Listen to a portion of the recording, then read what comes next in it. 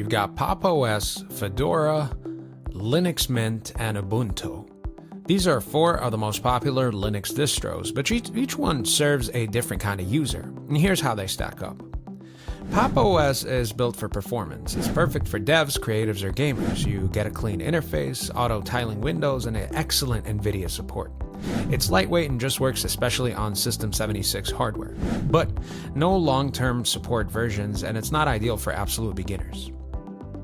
Fedora runs close to the latest Linux kernel and software stack. It ships with GNOME by default and prioritizes open source everything.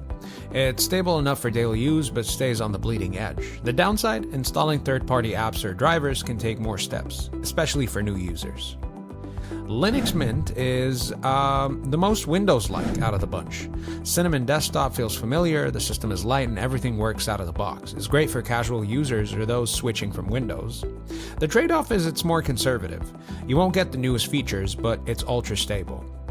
Ubuntu is one of the most widely used Linux distros. It offers LTS versions with 5 years of support, massive community help, and solid compatibility. It's great for desktop users, servers, and even locked. However, recent versions ship with Snap by default, which can feel slow or restrictive for some users. So, Pop! OS is great for power users and creators. Fedora, ideal for tech-savvy users who want the latest. Mint is perfect for beginners and daily use, and Ubuntu is the most balanced and widely supported. Each one has a different vibe, so pick based on your workflow. Do you want a full install workthrough or a desktop environment comparison next? Let me know in the comments, and I'll catch you in the next video.